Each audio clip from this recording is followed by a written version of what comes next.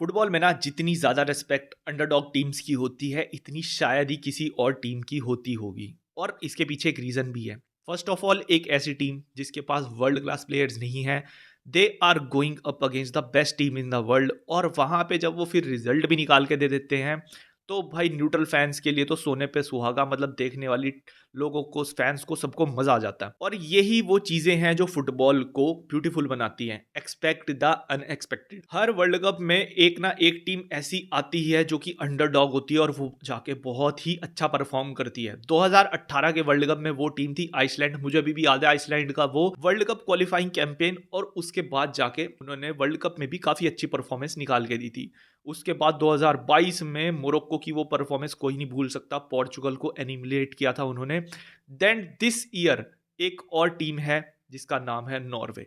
और नॉर्वे का जो अभी तक का भाई जो कैंपेन रहा है ना क्वालिफाइंग का for the world cup 2026, they don't care सामने कौन टीम है। कोई अच्छी स्टैब्लिश्ड वेल स्टैब्लिश्ड टीम है, किसी ने 4 बार वर्ल्ड कप जीत रखा है, किसी ने एक भी बार नहीं। भाई they are just there to destroy the opponent. अपनी जनरेशन के बेस्ट टैलेंटेड प्लेयर्स को बेस्ट पॉसिबल वे में कैसे यूटिलाइज किया जाता है, आई थिंक नॉर्वे से सीखना चाहिए सब। बट क्या ये सच्ची में इतना ईजी था for Norway? I mean teams like Italy जो 4 बार के वर्ल्ड चैंपियन रह चुके हैं, अर्जेंटीना से ज्यादा वर्ल्ड कप उन्होंने जीत रखे हैं, उनका अभी तक कुछ कंफर्म नहीं है कि वो क्वालिफाई करेंगे या नहीं, क्योंकि अभी वो क्वालिफाइंग राउंड के लिए वहां उनके मैचेस होने अभी बाकी हैं।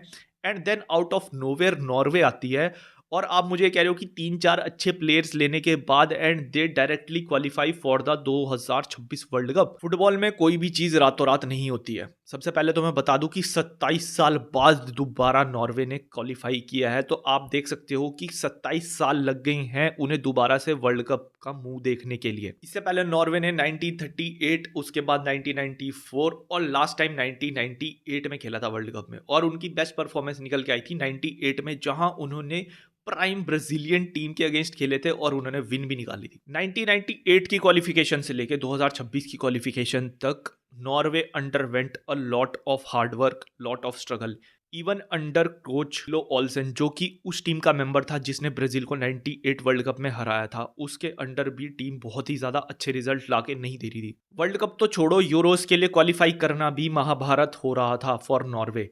फैंस अपसेट थे, वर्ल्ड रैंकिंग गिरती जा रही थी, और ऐसा लग रहा था कि there is no hope for Norway. Upset after upset देखने के बाद फाइनली ब्रेक थ्रू पॉइंट आया 2020s में, जहां पे नॉर्वे ने स्टेल सोला बैकन को अपना न्यू हेड कोच अपॉइंट किया। सोला बैकन ने ट्रेडिशनल वे ऑफ फुटबॉल को थोड़ा सा इग्नोर किया और अपना नया मॉडर्न फुटबॉल इंट्रोड्यूस किया नॉर्वे की टीम में, जहां पे उसका जो स्टाइल था वो बेस्ड था एग्रेसिव प्ले पे with compact defending. At the same time आप नॉर्वे की किस्मत कहो या लॉन्ग टर्म प्लानिंग, क्योंकि उन्होंने यूथ डेवलपमेंट में इन्वेस्ट तो किया था, जिसका नतीजा ये हुआ हमें हालैंड, नूसा, ओडीगार्ड, सोरलोथ जैसे जनरेशनल टैलेंट देखने को मिले coming from the youth academies. Coach ने इन सारे ही टैलेंटेड प्लेयर्स के टैलेंट को पहचाना और उसने एक अपॉर्चुनिटी देखी कि इससे बढ़िया नॉर्वे की टीम शायद आने वाले कुछ सालों में नहीं बन सकती। इतना सारा टैलेंट एक साथ इकट्ठा उसे मिल गया और उसने बेस्ट पॉसिबल वे में पूरी टीम को यूटिलाइज कर दिया। Solbakken did his best, now it was up to the players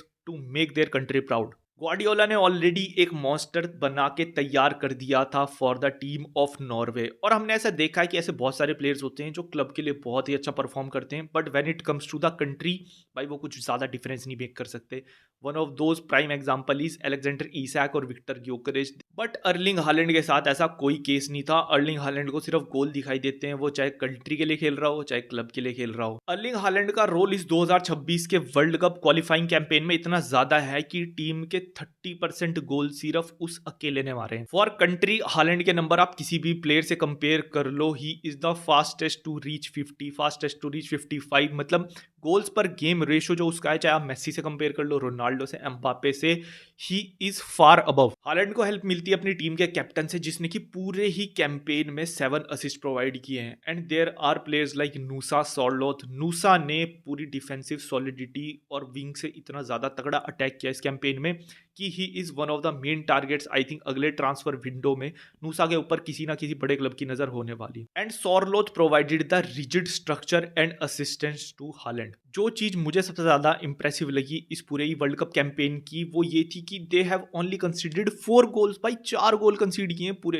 and they have played against team like Italy, तो आप देख रहे हो कि टीम जितनी ज़्यादा ऑफेंसिवली खतरनाक है, उससे कई ज़्यादा डिफेंसिवली स्ट्रांग भी है। ऐसा नहीं है कि they are just attack attack attack, कि हमारे पास हालैंड है, सॉल्लेथ है, आगे दो जानवर खेल रहे हैं तो हम सीधा अटैक ही कर देते। नहीं भाई, the whole team is balanced. Norway ने अपने 8 के 8 मैच जीते हैं and they have scored 37 goals. मतलब ये चीज दिखाती है कि उनकी डिफेंसिवली और ऑफेंसिवली कितनी ज्यादा डोमिनेंस रही है पूरे ही कंपटीशन पे। नॉर्वे के लोगों के लिए this campaign was nothing short than a miracle. क्यों? क्योंकि 27 साल बाद दोबारा उन्होंने वर्ल्ड कप में जाने का सपना देखा है एंड आई थिंक इस डोमिनेंस के साथ क्वालिफाई किया है कि going into the 2026 world cup. मेरा यह मानना है कि नॉर्वे किसी भी बड़ी से बड़ी टीम को अपसेट कर सकती है। नॉर्वे ने अगर इस क्वालिफाइंग कैंपेन में इतनी ज्यादा डोमिनेंस दिखाई है तो उसका एक ही रीजन है, उसके पीछे उनकी 27 सालों की मेहनत थी।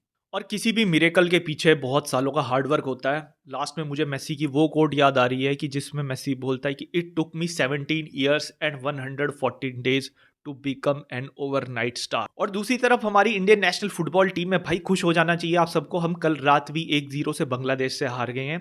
एक टाइम बांग्लादेश को, जिसे हम एक बहुत ही ज्यादा कॉम्पिटिटिव टीम नहीं मानते थे और आराम से मजे मजे से जीत जाते थे उनसे, अब हम फाइनली उनसे भी हारने लगे हैं। तो congratulations to all the Indian citizen. So यार that's it for today. Video अच्छी लगी हो तो वीडियो को लाइक करो, चैनल को सब्सक्राइब करो फॉर मोर सच कंटेंट।